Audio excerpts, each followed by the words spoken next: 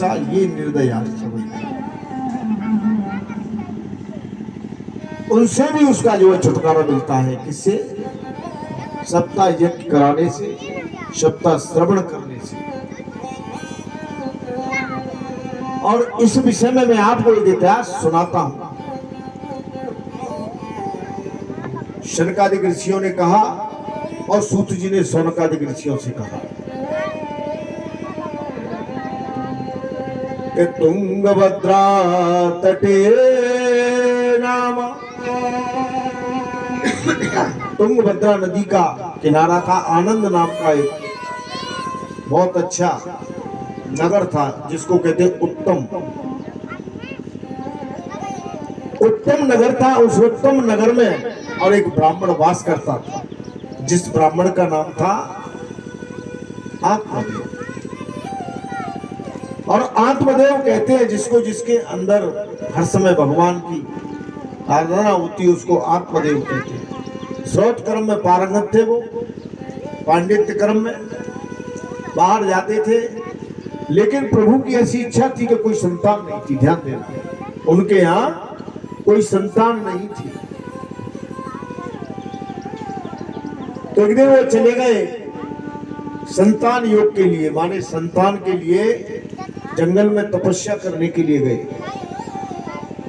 और जब जंगल में तपस्या कर रहे थे तो उस जंगल में बहुत बड़ा एक सरोवर था, और उस सरोवर पर पानी पीने के लिए गए, प्यास लगी बड़ी जोर से।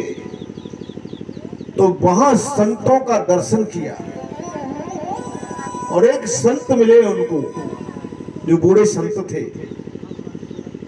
उनके पैर पकड़ लिए आत्मदेव ने, कहा महाराज आप मुझे आशीर्वचन दीजिए, आप आशीर्वाद दीजिए, और आप आशीर्वाद देंगे तो निश्चित मेरे यहाँ संतान हो जाएगी। देखिए अभी मैंने आपको बताया,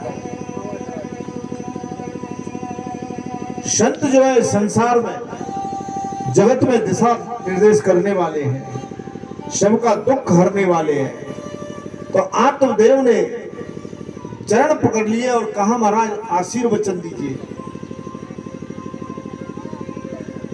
ब्राह्मण देव की जैसे ही मस्तक की रेखा उन्होंने पढ़ी, कहा सप्त जन्मान वधश्चैव पुत्रम नैवच नैवच, तुम्हारे यहाँ 7 जन्म तक पुत्र नहीं है ब्राह्मण, तुम क्या बात कर रहे हो? बोले नहीं महाराज, आप तो बहुत बड़ी मूर्ति हैं,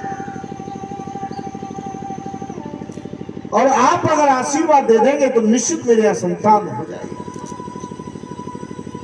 बोले मैं कैसे करूंगा, तेरे तो 7 जन्म तक पुत्र नहीं है, और मैं कैसे आशीर्वाद दूं?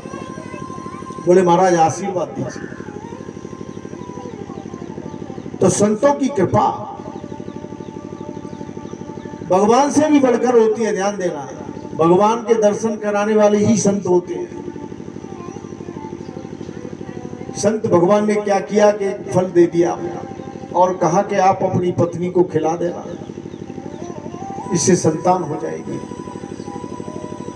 आत्मदेव बड़ा प्रसन्न हो गया कि दाने न पाणे न तो कंकड़े न श्रोतम श्रुतैवम न कुंडलेन विभाति काय करुणा पराणाम परोपकारेण न चंदनेन।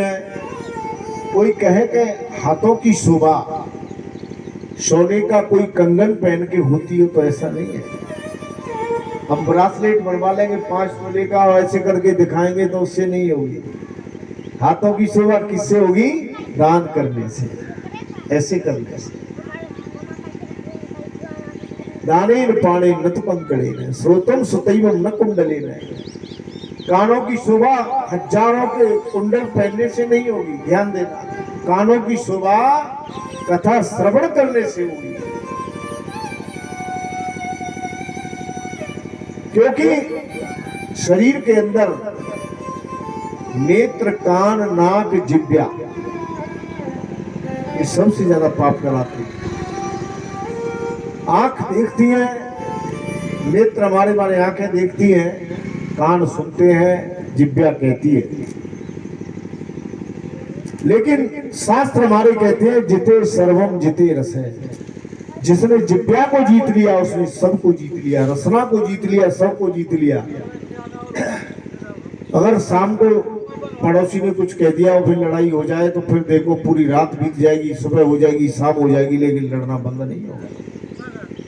हमारी माताएं बिल्कुल पीछा नहीं छोड़ेंगी। और कह दिया जाए कि आज राम का नाम कीर्तन होगा, घंटे 2 घंटे आपको रहना है, अरे कहा करें, घर पे जाए के हमें तो ये काम करना है, वो काम करना है, आज तो महाराज जी ने फंसा दिया है, ऐसे ही तो बोलती है।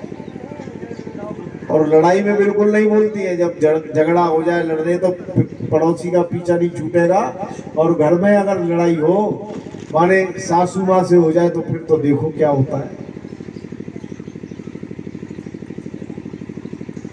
तो कभी ध्यान रखो, कभी भी झगड़ा नहीं होगा, कभी लड़ाई नहीं होगी। भगवान का नाम संकीर्तन करते रहिए। कोई आपसे कुछ कहे बस जय श्री राम जय श्री राम बोलते रहो, कुछ नहीं होगा।